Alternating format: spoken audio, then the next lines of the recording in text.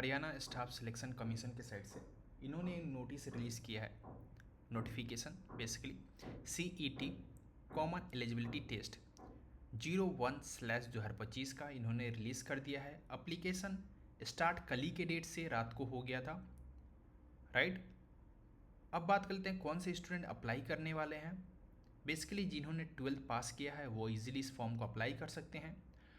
और सिलेबस क्या होने वाला है, एज लिमिट क्या होने वाला है, फी स्ट्रक्चर क्या होने वाला है, सब चीज़ के बारे में हम बात करने वाले हैं। तो वीडियो अंत तक जरूर देखना और हमारे चैनल पर न्यू है तो प्लीज़ चैनल को सब्सक्राइब कर लें जिससे कि आपका कोई अपडेट मिस ना हो।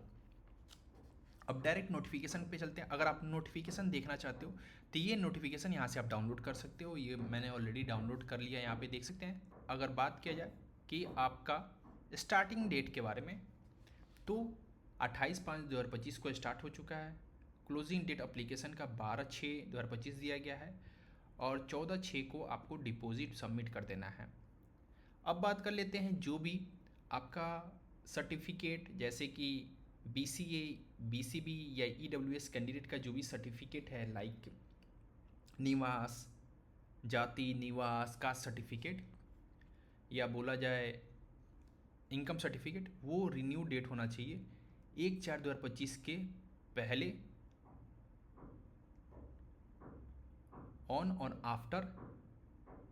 आफ्टर इससे थोड़ा पहले होगा ठीक है, चाहे इसके बाद भी है तो अच्छी बात है आपके पास। बेसिकली 6 महीने के पहले का आपका होना चाहिए, राइट। 6 महीने के बाद का हुआ तो रिजेक्ट हो जाएगा, आपका ऑलरेडी डिसक्वालीफाई हो सकते हो फॉर्म या डॉक्यूमेंट वेरिफिकेशन के टाइम पे। ओके, यहाँ पे बात कर लेते हैं कि आपका जो भी डेट ऑफ एग्जामिनेशन है वो सेपरेटली आपको अनाउंस कर दिया जाएगा जैसे भी होता है। ओके, अब बात कर लेते हैं CET कॉमन एलिजिबिलिटी टेस्ट के बारे में बात किया जाए तो ये बेसिकली आपका जो भी एग्जामिनेशन होने वाला है 10+2 के लेवल पे होने वाला है।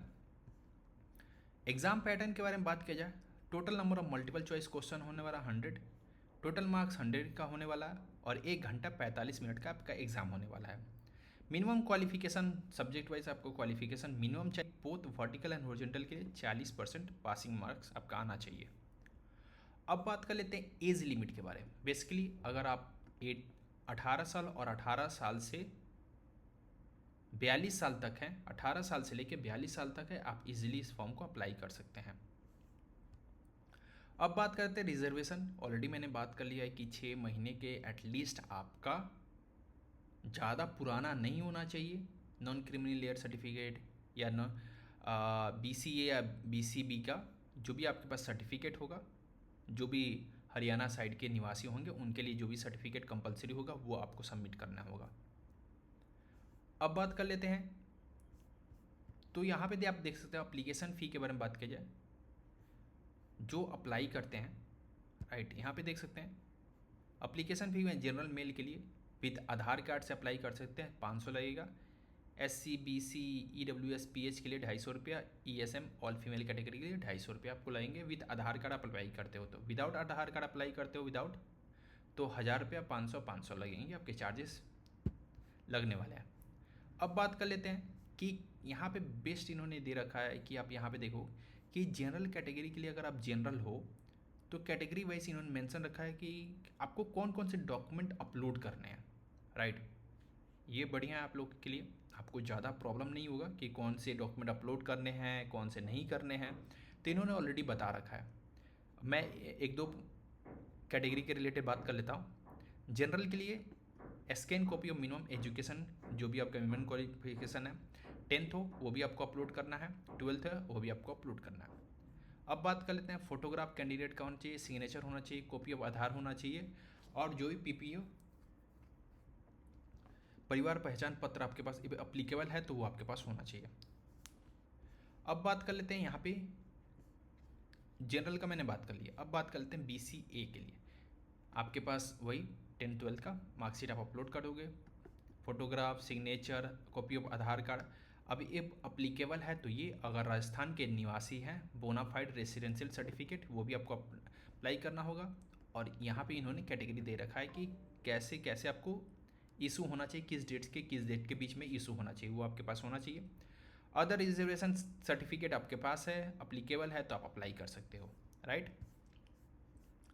अब बात कर लेते हैं, यहाँ पे आप देख सकते हैं कि इन्होंने बता रखा है कि जो भी एज रिलैक्सेशन सर्टिफिकेट आता है वो आप इस सर्टिफिकेट को एनेक्स 1 को आप क्या करते हो, रेफ़र करके आप अपने जाके इशू करवा सकते हो, राइट। जिला से या ब्लॉक से आप इशू करवा सकते हो इसके रिलेटेड, राइट। जो भी बताया गया उससे आप सिग्नेचर करवाना होगा, राइट। अब यहाँ पे भी देख सकते इनकम सर्टिफिकेट, एसेट सर्टिफिकेट जो भी है आपका यहाँ पे दिया हुआ है उसके रिलेटेड आप जाके बना सकते हो और ये इशू करवा सकते हो, राइट। एलिजिबिलिटी सर्टिफिकेट है, आप यहाँ पे देख सकते हो आप एलिजिबल हो या नहीं हो, इसका सर्टिफिकेट आपको बनवाना पड़ेगा, ओके।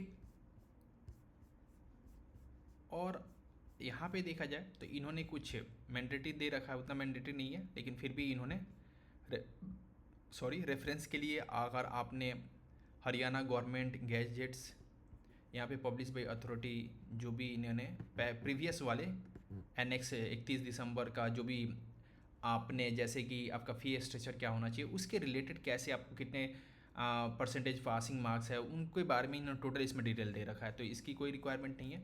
जो ऊपर मेन इंपॉर्टेंट पॉइंट था मैंने आपको बता दिया है, फिर भी उसमें आपको कुछ डाउट होता है तो आप कमेंट करके मुझसे पूछ सकते हो।